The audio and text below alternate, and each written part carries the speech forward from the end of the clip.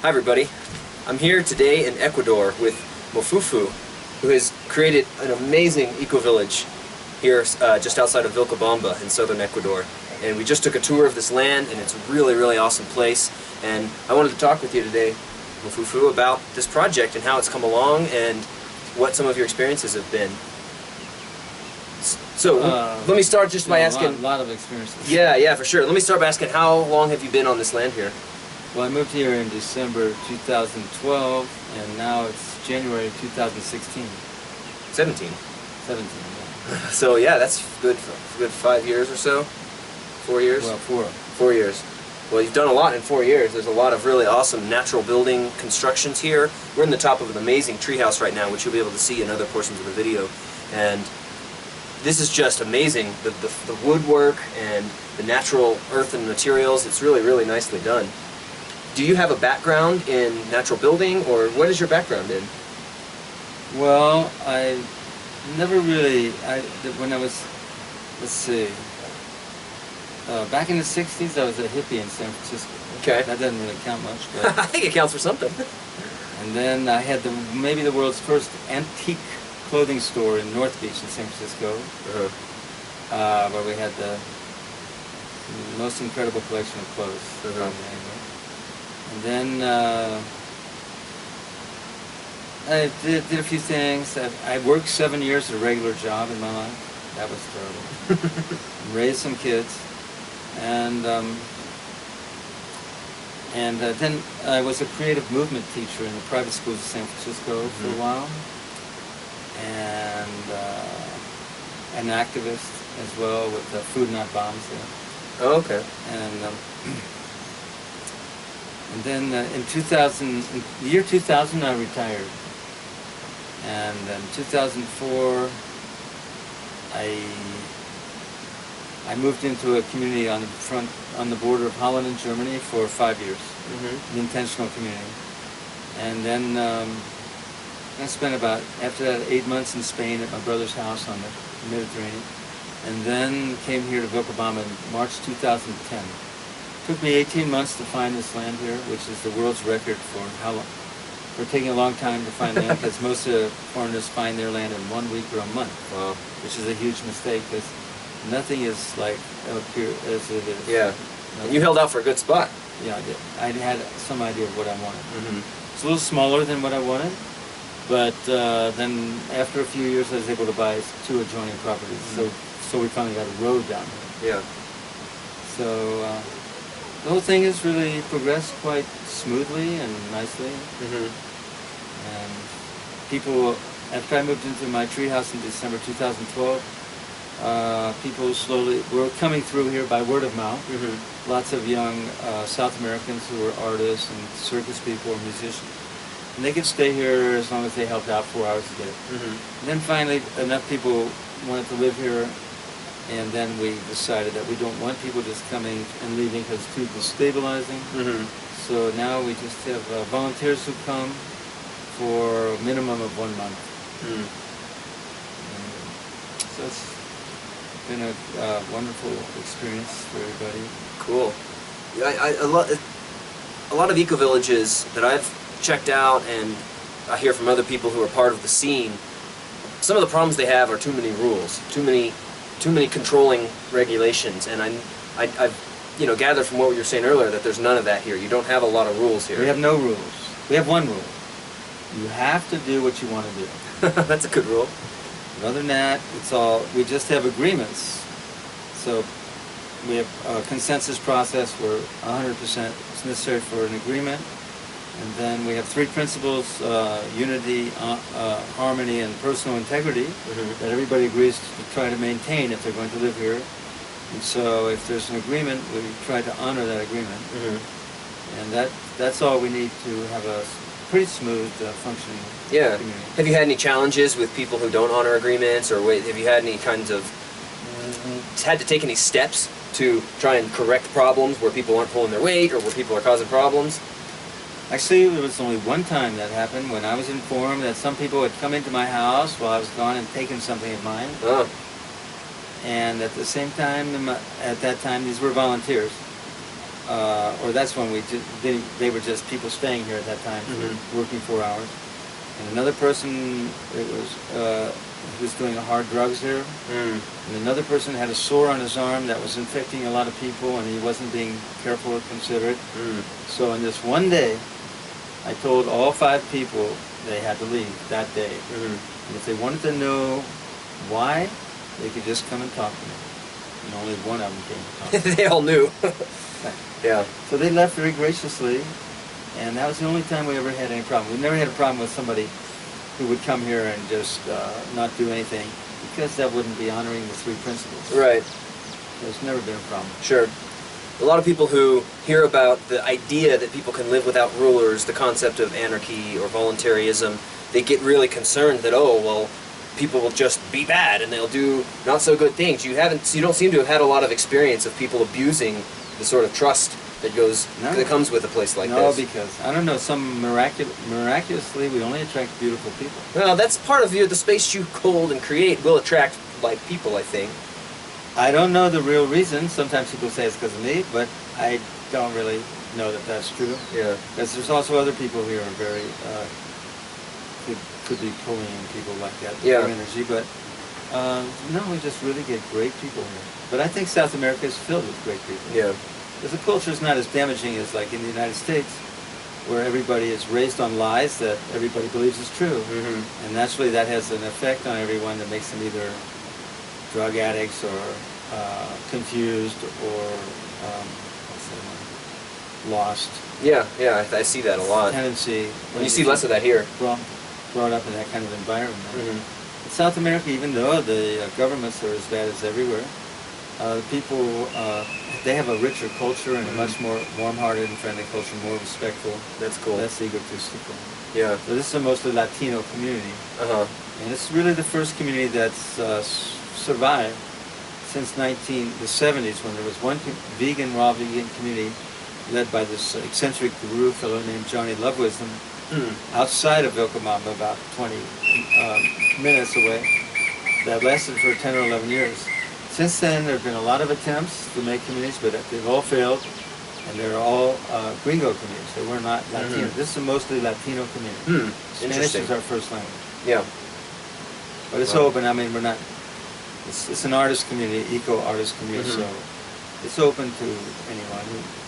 Mainly, the foundation is our family connection that we have here, and then from there everything comes out of that. Yeah. So it's people, if they integrate with the community, then they have a possibility of living here. Right, and so you allow people to build houses and live out here also?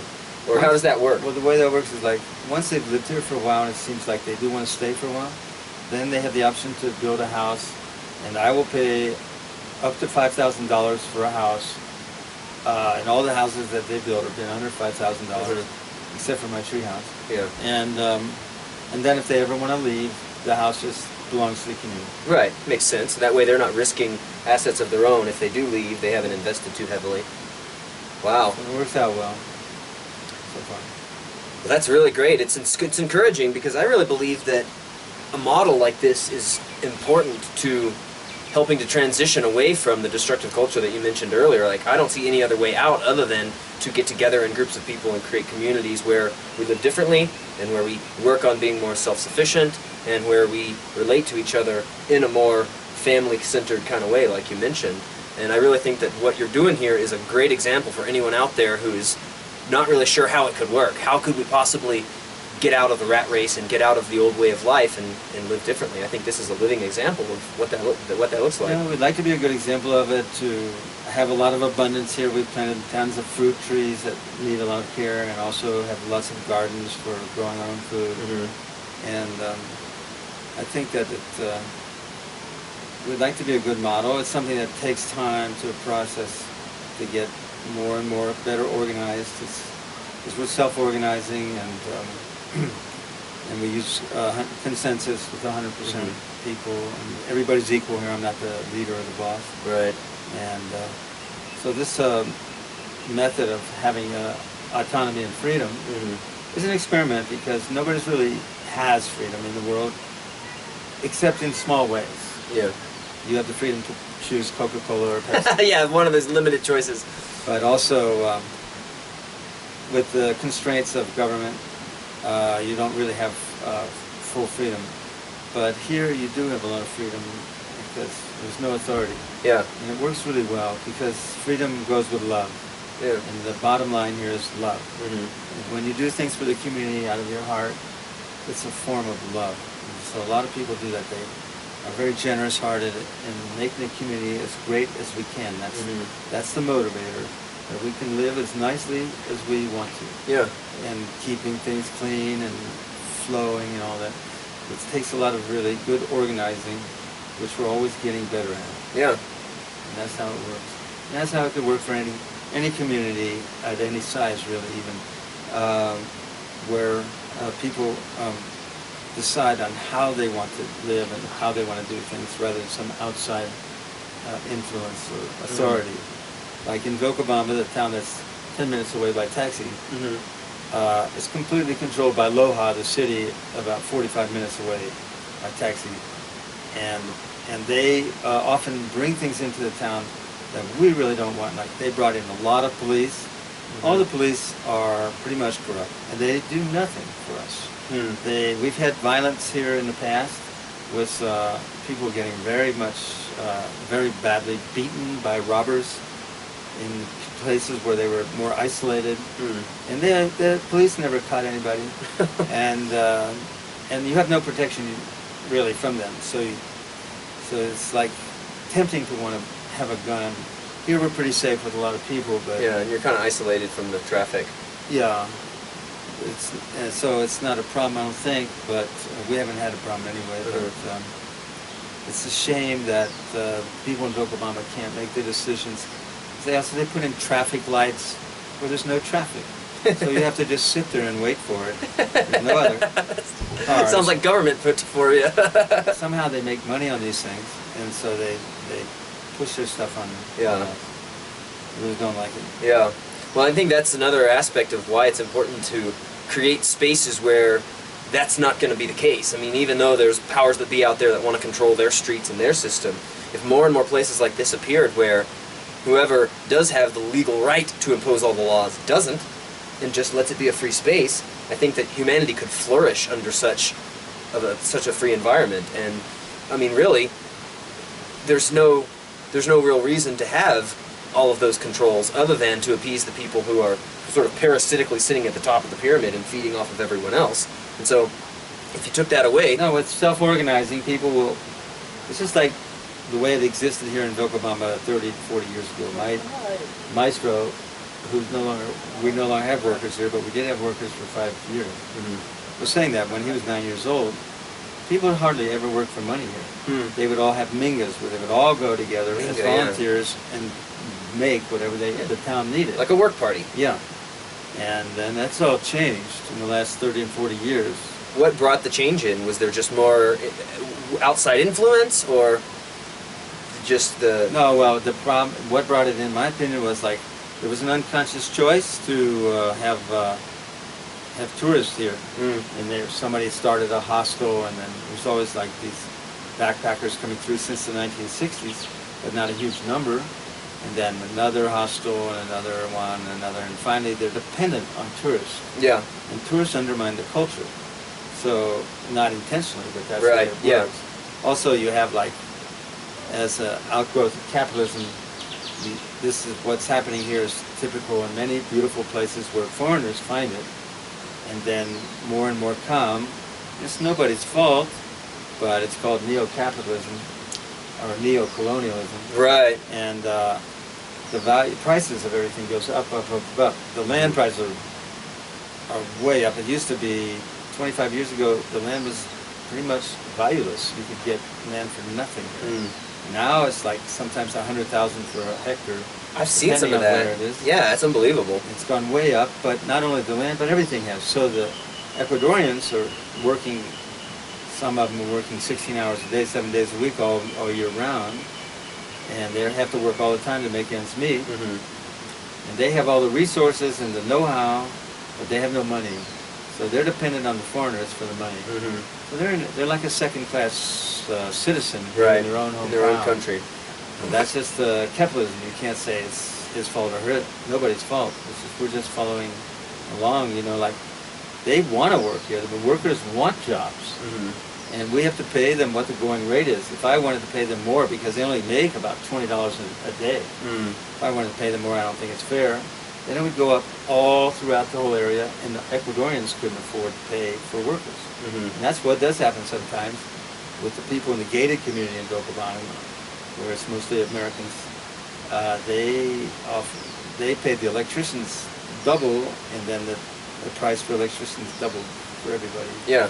They wanted to be nice, I guess, but there's all these kind of things that happen. Yeah, it's a delicate balance that when you come to a place like this and you interfere with it, you bring different energy. It's kind of like introducing an unknown species to a new ecosystem. You're just going to make changes that you can't really predict the effect. But then the Ecuadorians themselves did a lot of very crazy things that happen all over the world, where they will make a forest of all pine trees or something, which is not very good ecological.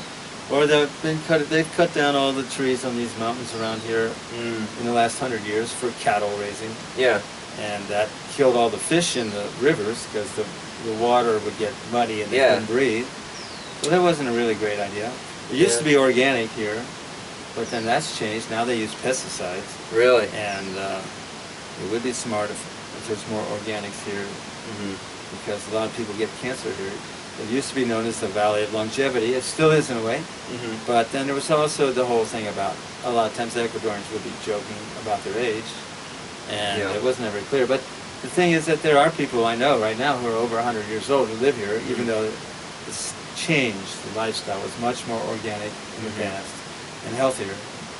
But still, it has like the very fresh air. Here we can drink the river water. If down further you can't. And the air is super fresh, and the soil is really great here. So it's really a healthy place right here. That's a blessing. Yeah. And this is, you guys eat organic here, don't you? Yeah. Yeah, that's pretty important, I think.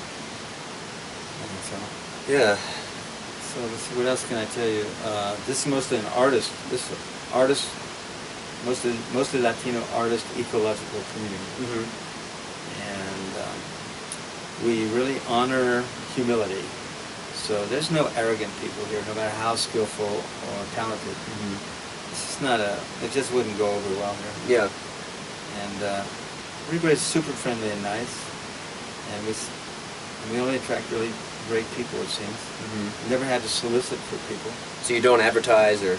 Only have, we're in the Woofer thing, and Help X for volunteers. Okay. But other than that, it's all word of mouth. Yeah. So it's progressing organically. And we have a ton of amenities here already. Yeah. And quite a bit. We grow our own spirulina. We have bees for honey. We have worms for humus. We have planted hundreds of fruit trees, and we're starting a grape arbor, and we want to grow mushrooms here, and we have lots of berries. And some nut trees. We have our own swimming lake, and the river is also nice to go in. We have a huge carpentry shop for wood and metal. Oh, nice. And a stage that's outfitted with everything. Yeah. Did you say there's a recording studio as well? A recording studio that's so really neat. good. And also all circus and music equipment. We want to build a taller workshop pretty soon for art, because we have the best jeweler here living here with us. And he wants to have his own workshop, and also for other art projects. We have an alternative school that's quite alternative, that's going quite well. Yeah. Children who live here, and for friends or whoever wants to bring their children here. Yeah. It's in Spanish. And so yeah, we have an Airbnb now that we recently opened up on the property overlooking. Yeah. And that's really nice. From 1 to 10 people can stay there. And we're looking to have retreats as a way for the community to make money. Yeah. With 10 to 20 people here. It can be any kind of retreat because we have everything here. And the thing is, like on the stage, we have, like today, right now, as a matter of fact, I got to get going. Sure. We have a dance workshop, fusion dance, and then every other week we have ecstatic dance here. We've had all kinds of workshops that people can put on if they initiate it on a stage or wherever. And we have yoga in the morning for people, and now we have qigong. That's just for residents here because it's at 6 in the morning. Yeah, it's early. And we're experts at bioconstruction. We've done a lot of that. and all of our buildings are alternative buildings. Yeah. Yeah, some real nice buildings here. And so there's a Airbnb sort of like vacation rental spot. Yeah. And you are open to hosting like retreats and workshops. So is there a website that people can go to? Yeah, chambalabamba.org. Chambalabamba.org. I'll go ahead and put that in the notes. Also, we're on Facebook group Chambalabamba Community. And my Facebook page has tons of information, photos, and videos. My official slave name is Tom Osher. Okay. Slightly less than kosher. Slave name, I like that. All right, well, thanks for talking with me, and thanks for creating this. This is really amazing. Yeah, and also would like to add that I'm somebody who made money in spite of myself, and I really think it's great that people who have the wherewithal, the money, to do what I'm doing, which is so fulfilling and so much fun, and it's like living a dream. So that they could also produce communities like I'm doing, and I'd be happy to advise and help anyone who wants to do it so they don't make all the mistakes that you can make. That's valuable. Because most communities fail. They say 90% fail. We're going 4 years. We're still not there all the way. We still can be stronger, but we're going well. And the two main problems for communities usually are relationships and money. Yeah. So one person can take care of the money, that's me. But I don't want to be doing it forever, so that's why we need to make the community to make money. We also have festivals and parties and everything. But